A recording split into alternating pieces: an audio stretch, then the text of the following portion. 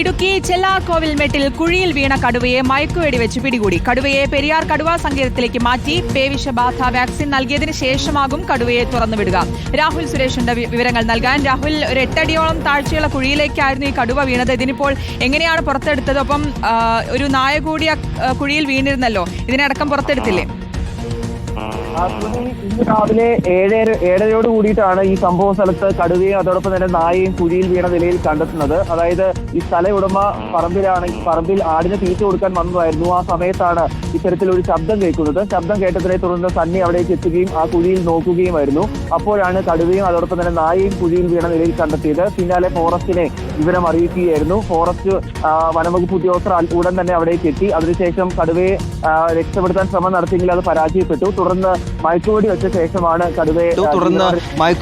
ശേഷമാണ് കടുവയെ ജീവനോടെ രക്ഷിക്കാനായത്. 12:20 കൂടിയിട്ടായിരുന്നു ആദ്യം മയക്കുവെടി വെച്ചത്. അതിനുശേഷം സാധാരണ 15 മിനിറ്റിനകം ഈ കടുവ മയങ്ങേണ്ടതാണ്. പക്ഷേ അരമണിക്കൂറിന് ശേഷവും മയങ്ങിയിരുന്നില്ല. അതിനുശേഷം 1:30 കൂടിയിട്ടാണ് ജീവനോടെ ഇതിനെ രക്ഷപ്പെടുത്തി കൊണ്ടുപോയിട്ടുള്ളത്. എന്താണെങ്കിലും നായയും ജീവനോടെ തന്നെ രക്ഷപ്പെടുത്താനായിട്ടുണ്ട് എന്നതാണ് ഏറ്റവും പ്രധാനപ്പെട്ട കാര്യം.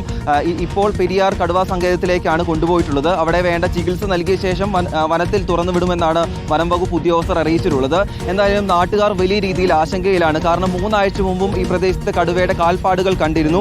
അന്ന് വനം വകുപ്പിനെ അറിയിച്ചപ്പോൾ ഈ കടുവ ഇവിടെ ഇല്ല, ഈ പ്രദേശത്ത് നിന്നും പോയി എന്ന വിവരമാണ് വനം വകുപ്പ് അറിയിച്ചതെന്നാണ് പറയുന്നത്. വീണ്ടും ഈ പ്രദേശത്ത് കടുവയുടെ സാന്നിധ്യം സ്ഥിരീകരിച്ചതോടെ നാട്ടുകാരെല്ലാവരും തന്നെ വലിയ ആശങ്കയിലാണ്.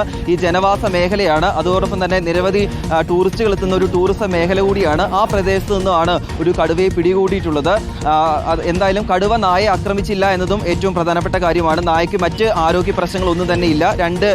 രണ്ടിനെയും, അതായത് കടുവയും അതോടൊപ്പം തന്നെ നായയും ജീവനോടെ രക്ഷപ്പെടുത്താനായി എന്നതാണ് ഏറ്റവും പ്രധാനപ്പെട്ട കാര്യം. മണിക്കൂറുകൾ നീണ്ട രക്ഷാപ്രവർത്തനത്തിനൊടുവിലാണ് രണ്ടും സാധ്യമായിട്ടുള്ളത്. ശ്രുതി, രാഹുൽ, ഇനിയിപ്പോൾ കടുവയെ പെരിയാർ കടുവാ സങ്കേതത്തിലേക്ക് മാറ്റുന്നത് അല്ലെങ്കിൽ തുറന്നുവിടുന്നതിൽ ആരോഗ്യ പ്രശ്നങ്ങളൊക്കെ നോക്കിയ ശേഷമായിരിക്കുമല്ലോ. ഇപ്പോൾ പുറത്തെടുത്തതിന് ശേഷം എന്തെങ്കിലും ആരോഗ്യ പ്രശ്നങ്ങൾ കടുവയ്ക്കുണ്ടോ എന്ന് സംബന്ധിച്ചൊരു പ്രാഥമിക വിവരം ലഭ്യമായിട്ടുണ്ടോ?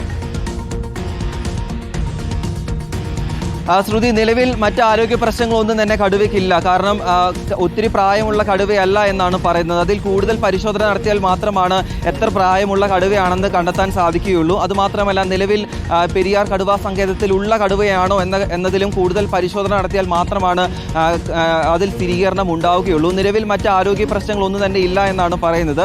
ഈ നായയുടെ കൂടെ കുറേയധികം മണിക്കൂറുകൾ ആ കുഴിയിൽ കിടന്നതിനാൽ പേ വാക്സിൻ ഉൾപ്പെടെ എടുത്ത ശേഷമായിരിക്കും കടുവയെ തുറന്നുവിടുക എന്നാണ് പറയുന്നത്. ഇപ്പോഴെന്തായാലും അരമണിക്കൂർ മുമ്പാണ് കുഴിയിൽ നിന്നും രക്ഷപ്പെടുത്തിയ ശേഷം പെരിയാർ കടുവാ സങ്കേതത്തിലേക്ക് മാറ്റിയിട്ടുള്ളത്. അരമണിക്കൂറിനുള്ളിൽ അവിടെ എത്തും. അതിനുശേഷമായിരിക്കും വിശദമായിട്ടുള്ള ആരോഗ്യ പരിശോധനകൾ കടുവയിൽ നടക്കുക. അതിനുശേഷം മറ്റു പ്രശ്നങ്ങളൊന്നുമില്ല എങ്കിൽ ഇന്ന് തന്നെ തുറന്നുവിടും. അഥവാ മറ്റെന്തെങ്കിലും ആരോഗ്യ പ്രശ്നങ്ങളുണ്ട്, അതായത് മയക്കുവെടി വെച്ചതുമായി ബന്ധപ്പെട്ട് മറ്റെന്തെങ്കിലും പ്രശ്നങ്ങളുണ്ടെങ്കിൽ ആ ചികിത്സകൾ നൽകിയ ശേഷമായിരിക്കും തുറന്നുവിടുക. എന്തായാലും വിശദമായുള്ള പരിശോധനകൾ വരും മണിക്കൂറുകളിൽ നടക്കും. അതിനുശേഷം നമുക്ക് കൂടുതൽ വിവരങ്ങൾ ജനങ്ങളിലേക്ക് എത്തിക്കാൻ ആകുമെന്ന പ്രതീക്ഷയുമുണ്ട്. ശ്രുതി, വ്യക്തമാണ്. രാഹുൽ സുരേഷാണ് വിവരങ്ങൾ നൽകിയത്.